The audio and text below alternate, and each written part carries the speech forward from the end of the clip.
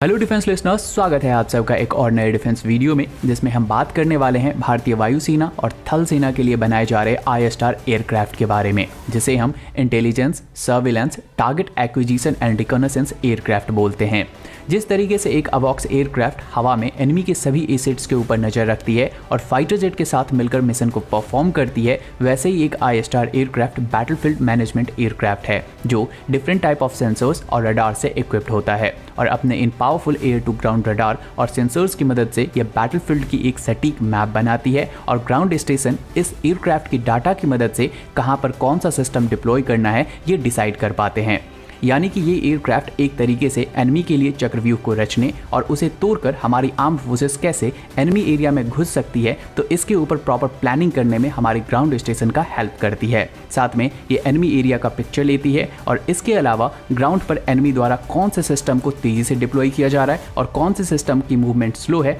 ये एयरक्राफ्ट उन हर एक छोटी से छोटी और बड़ी डिटेल्स के ऊपर भी अपनी पावरफुल सिंथेटिक अपर्चर रडार से नजर बनाए रखती है। भारतीय थल सेना और वायुसेना को ऐसे 5 एयरक्राफ्ट की जरूरत है और इसके लिए एक एग्रीमेंट USA के साथ होना है, जिसके तहत एक एयरक्राफ्ट डायरेक्ट USA से भारत आने हैं और बाकी के 4 एयरक्राफ्ट भारत में ही DRDO के सेंसर्स का यूज करते हुए बनाए जाने हैं। ये एक $3 बिलियन का प्रोजेक्ट है, जो कि भारत को इंटेलिजेंस और ग्राउंड पर एनिमी के टारगेट को रियल टाइम में ट्रैक करने में काफी हेल्प करने वाला है। क्योंकि इस एयरक्राफ्ट की ट्रैकिंग रेंज 100 किलोमीटर की है, यहाँ पर आप इसे एक रेफरेंस से समझ सकते हैं कि बालाकोट जैसे मिशन में इस टाइप के एयरक्राफ्ट भारतीय एयर स्पेस में रहते हुए ही ग्राउंड टारगेट के मूवमेंट के ऊपर बारीक नजर रख सकते हैं और स्ट्राइकर एयरक्राफ्ट को पिन पॉइंट लोकेशन के ऊपर हो रही मूवमेंट बता सकते हैं। साथ में क्योंकि इस टाइप के एयरक्राफ्ट 12 किलोमीटर के हायर एल्टीट्यूड पर फ्लाई करने में सक्षम होते हैं, ये एनिमी की नजरों से दूर एनिमी के ग्राउंड टारगेट की लाइव फीडिंग भी कर सकते हैं, जिससे स्ट्राइकर एयरक्राफ्ट द्वारा की जाने वाली स्ट्राइक की लाइव डिटेल्स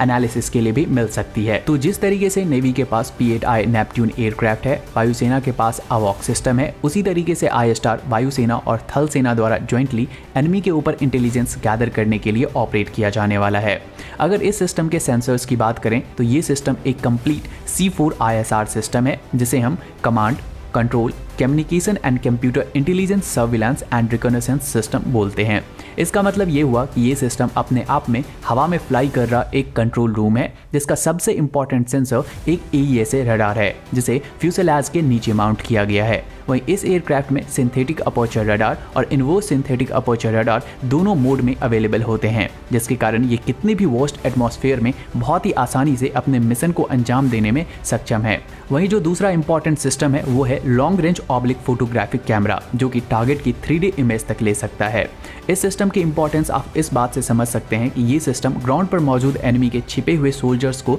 काउंट तक कर सकता है। इसके अलावा इस सिस्टम के सभी डायरेक्शन में सिग्नल इंटेलिजेंस सेंसर्स लगे होते हैं, जिसके कारण ये सभी तरीकों के तरंगों को रिसीव कर सकता है। यानी कि इन तरंगों की मदद से एनिमी के ग्राउंड स्टेशन और बैटलफील्ड के बीच में चल रही कॉन्वर्सेशन को ये सुन सकता है या फिर इंटरप्ट भी कर सकता है। साथ में ये सिस्टम लाइन ऑफ साइट और बियॉन्ड लाइन ऑफ साइट दोनों जगह से ऑपरेट करने में सक्षम है, जिससे ये अकेला सिस्टम पूरे बैटलफील्ड की रुख मोड़ सकता है। तो आज के इस वीडियो में इतना ही। उम्मीद है आपको ये वीडियो इन्फॉर्मेटिव लगी होगी। अगर लगी हो तो लाइक करें, शेयर करें और चैनल पर नए हैं तो सब्सक्राइब कर लें।